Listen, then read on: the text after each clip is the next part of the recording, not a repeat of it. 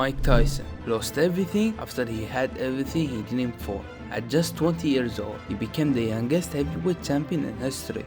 Explosive, unstoppable. They called him the baddest man on the planet. But what no one realized was that Mike Tyson was already falling, long before he ever hit the ground. Before the millions, before the fame, before the madness, Mike was just a kid from Brooklyn, born into poverty, abandoned by his father, raised by a single mom who struggled to survive, and shaped by the street of Bronzeville, a place known more for violence than dreams. I don't miss this neighborhood, but I'm proud that I'm from here. I'm proud. Yeah, I'm proud. By age of 13, he has been arrested 38 times. Robbery, assault, you name it. A kid filled with rage, fear, and nowhere to put it. Until he met Cus D'Amato, the man who would change everything. Cus was not just a boxing trainer for Mike. He was a mentor, a father figure that he never had. He took Tyson in when no one else would. He saw greatness in a kid the world had already written off. More than technique, Cus gave Mike structure, discipline, a purpose. He looked Mike in the eyes and said, "You're going to be the greatest fighter who ever lived." And for a while, he was. Tyson entered the ring like a force of nature, explosive speed, unmatched power, a predator mentality. He tore through the heavyweight division like a storm, 37 wins, 33 knockouts. When he walked into the ring, opponents were already defeated. Their eyes told the story, fear, and when the bell rang, it was over fast. His fastest KO, 1986, Marvis Frazier. Tyson ended the fight in just 30 seconds. Joe Cortez moves in to have a look, and he's going to stop the fight. In 1985, just 1 year before Tyson claimed the heavyweight title, Cus D'Amato unfortunately passed away. The man who gave him structure, stability, was gone. And without Cus, the crack began to show, not in the ring, but in Mike's life. With Cus gone, Tyson was surrounded by wolves, manipulators, people who saw him as a paycheck, not a person. He was 20, worthy beyond imagination. What happened was, Don brilliantly knew that he had to get rid of everyone around Mike so that he could steal the money. No, get off my hand. The discipline Cus had taught him started to fade. No more father figure, which meant no more structure. The kid from Brooklyn was now the king of the world, but still the same angry, broken boy inside. Trained less and less, hung out more and more with these pimps and drug dealers and rap musicians, and there was no one in his life to reinforce the positive values, and no one in his life who loved him enough to say, no, you can't do that. Tyson's marriage to actress Robin Givens began with romance and ended in disaster. She said she was pregnant, they got married. Before they got married, she was terrific. She was kind, she was warm, she was considerate. But once they got married, she announced, "I'm Mrs. Mike Tyson, and I'm taking over." "I'm Mrs. Tyson. Everything goes through me." And they start spending his money. "I am Mrs. Mike Tyson, and I'm taking over. I demand this, and I demand this." I said, "Wait a minute." I knew we were in trouble. I knew Mike was in trouble. I said, this is going to be bad. He would be warm and friendly on the phone. "Bill, what's going on? What's going to be, discussion." Suddenly his voice would change, almost like I'm talking to a completely different person. I said, "Mike, what happened?" I thought something had happened. First time it happened. Robin walked in.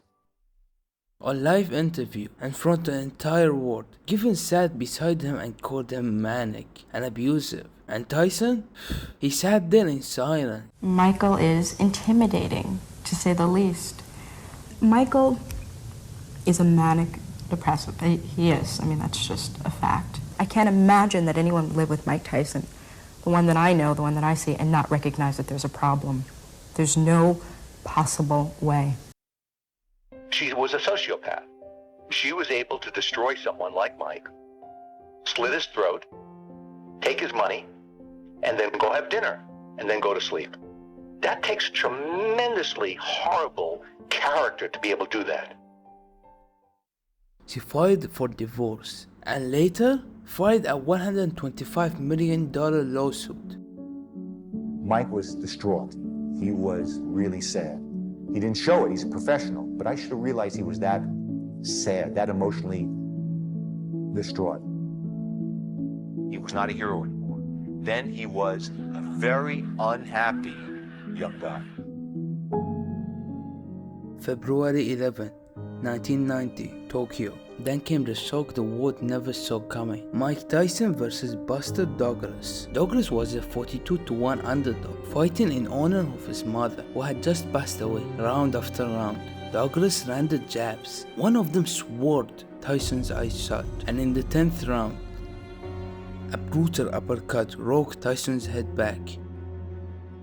The unbeatable monster knocked out.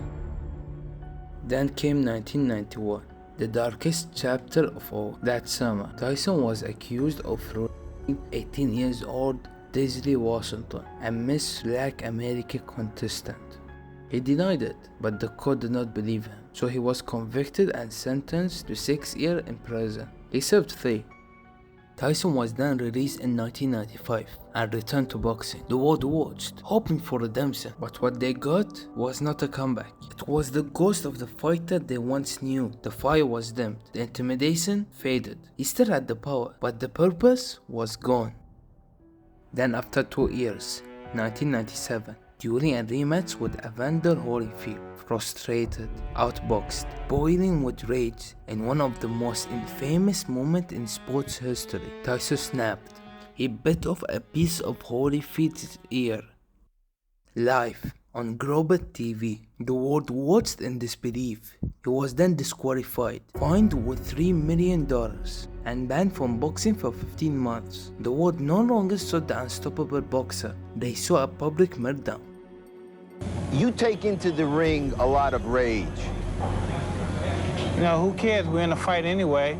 Well, for example, rage against Evander Holyfield worked against you. Well, it. It's a fight, so whatever happens, happens. Off. Piece by piece, he was losing control of his life.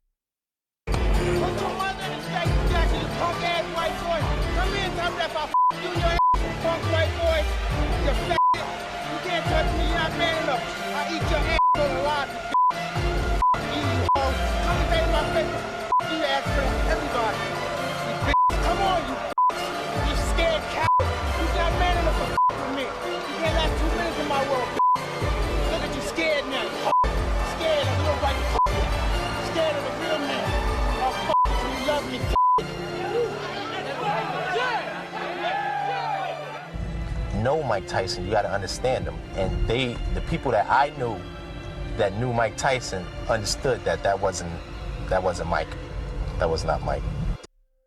By 2003, Mike Tyson was bankrupt. Despite earning $400 million in his career, he was $23 million in debt. The mansions gone, the cars gone, even the pet tigers gone.